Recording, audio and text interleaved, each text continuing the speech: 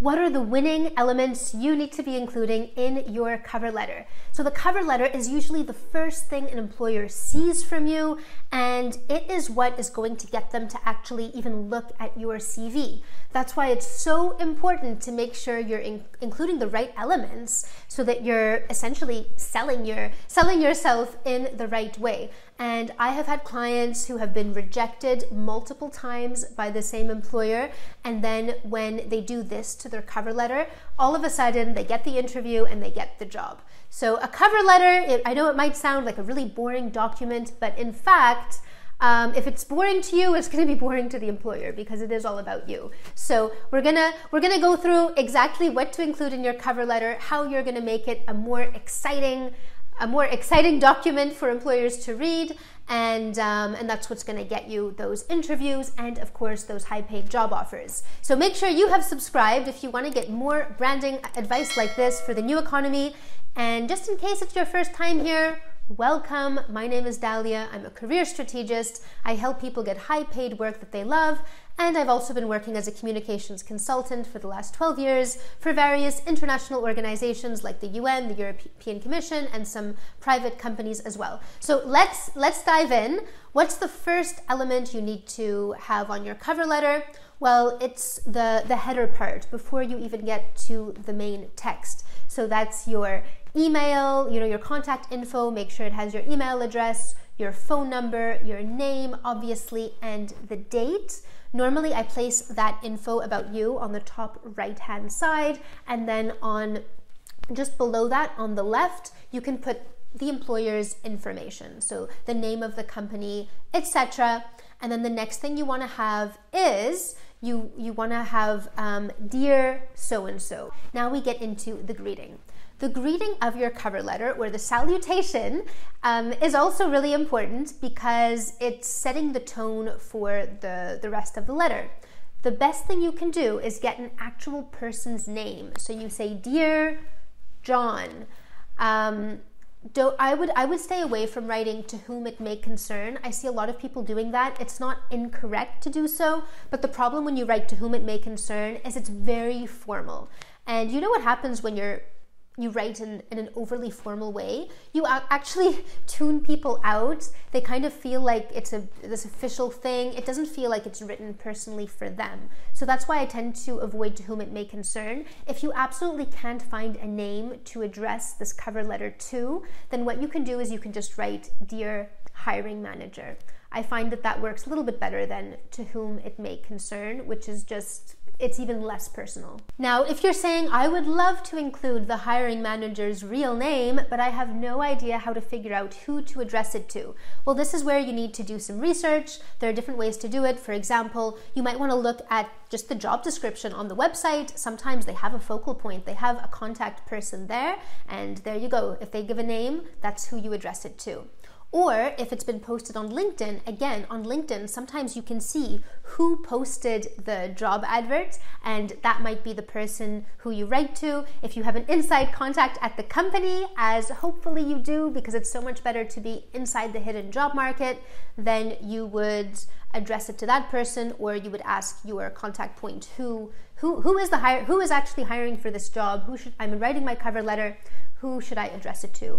And they might say, oh yeah, I think it's so-and-so responsible for that. Next up is the subject line of the cover letter. So this is where you just want to say subject, and you put in a way that's really obvious what job you're applying for. Because remember, this person might be receiving a lot of emails, potentially a lot of applications to different positions. They might be hiring for other positions besides the one that you're applying to. So it's a really good idea to put in the center what is the job that you're applying for.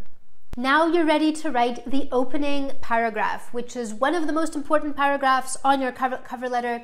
You need to have a hook that grabs their attention. One of the biggest mistakes I see is people saying, number one, they write to whom it may concern, and then they say, it is with utmost enthusiasm that I hereby apply to the position of. It's good to say what position you're applying to, yes, but then they just talk about their enthusiasm and they talk about, please accept my application to the position of, for which I am most grateful to be able to submit the following cover letter. There's like a lot of words that say nothing, like you haven't sold yourself at all. There's nothing in there that's going to grab the employer and make them go, oh, this person sounds interesting. That is the feeling you want them to get from that very first sentence. So read over the first sentence of your cover letter and ask yourself, does this hook me, or does this sound like a really boring formal sentence? Because that is one of the number one mistakes I see people making. So how do you make that sentence more interesting? There are different ways to do it.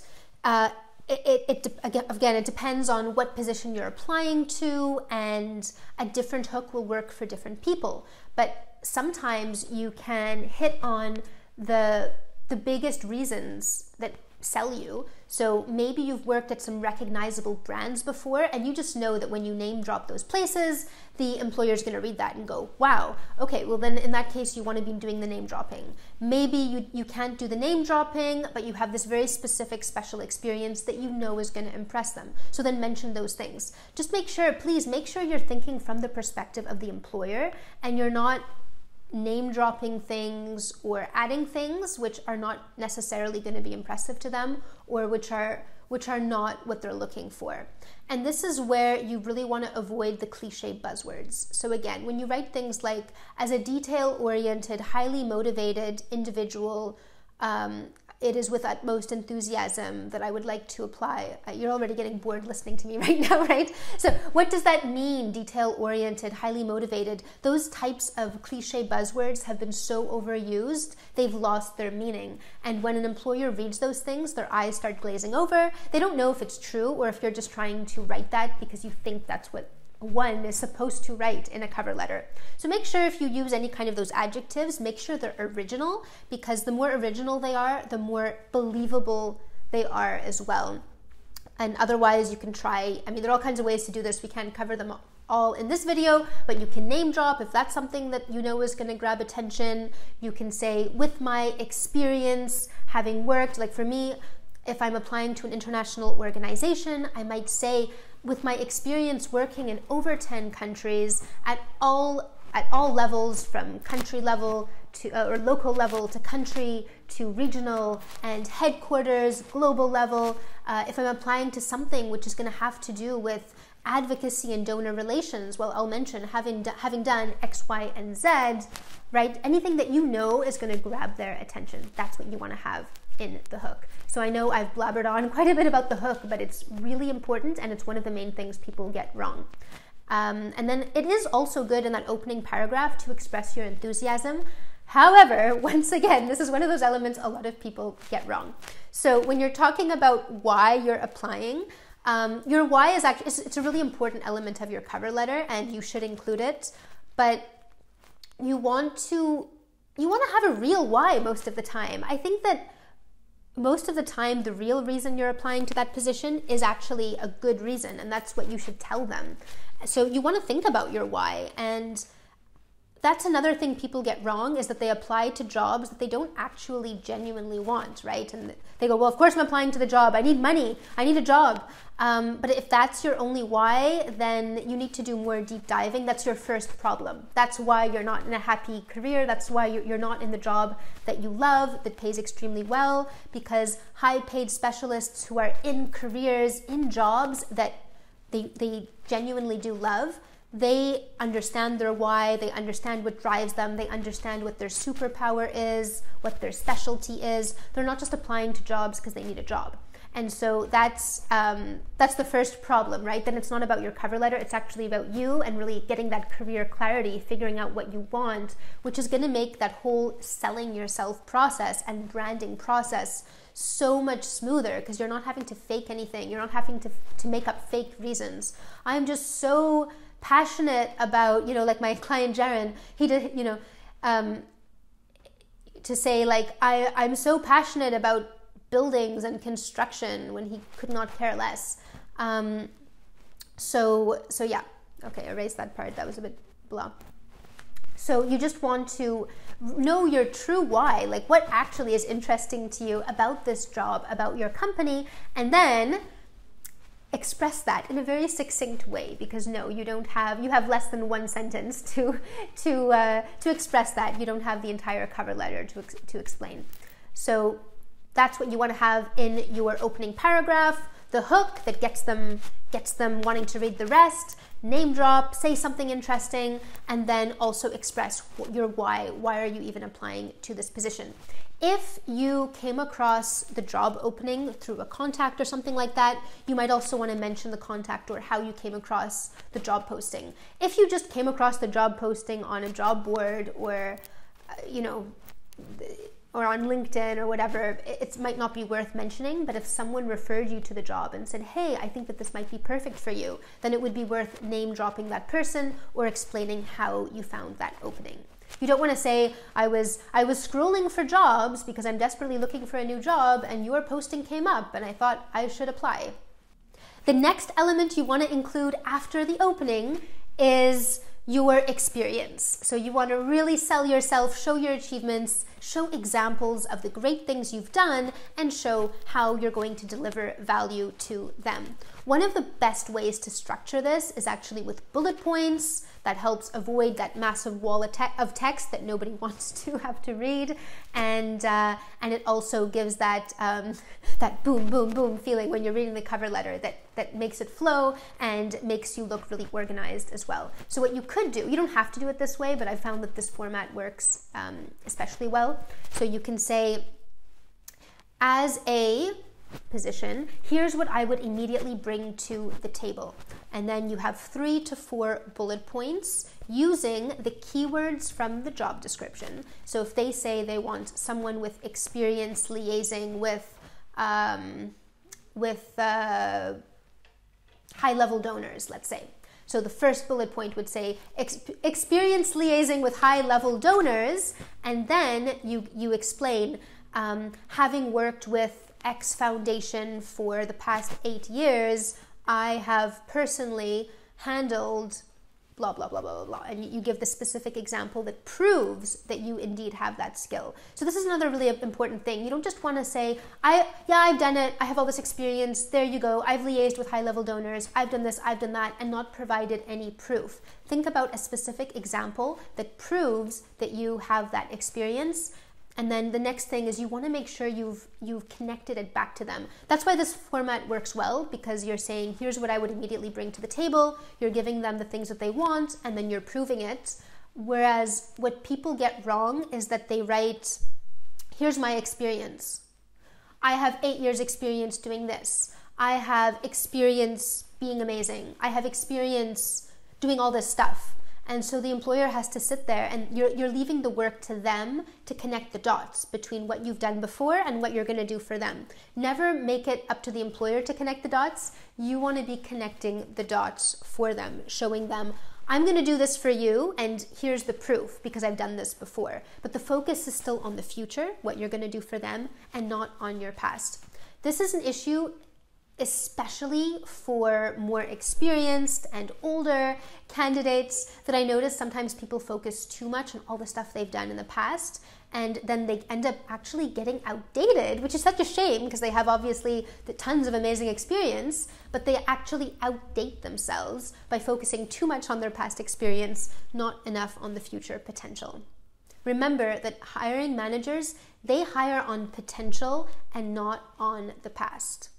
Especially with the way that the economy is going, where things are just accelerating faster and faster, and people are realizing that just because you know a bunch of stuff, right, or you have a ton of experience, you can have 20 years experience, but that doesn't mean you know how to adapt for the changing times. That doesn't mean you know how to move the needle and innovate and keep up with all of the changes that are happening.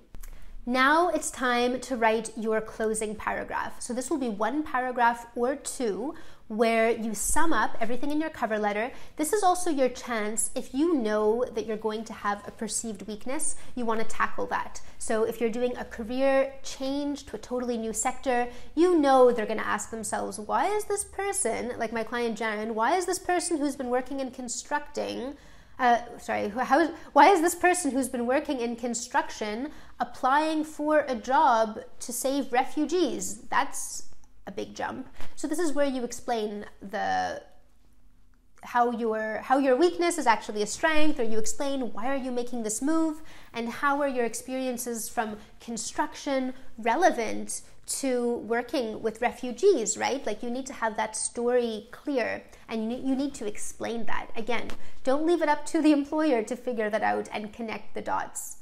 And then you want to conclude with explaining how you're going to deliver value to that company, and just remind them, like, it's more emotional, the closing paragraph. Just remind them with that energy of what a great candidate you're going to make.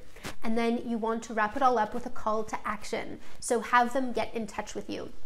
And this is where it's really important to strike the right tone and come across as, you're equal to them. You're not someone who is begging for a job, or thank you so much for your consideration of my cover letter, and I would be so grateful if I have another chance to speak to you, or something like that. You want to be thankful. You don't want to sound aggressive or arrogant, obviously. So you're grateful, you're pleasant.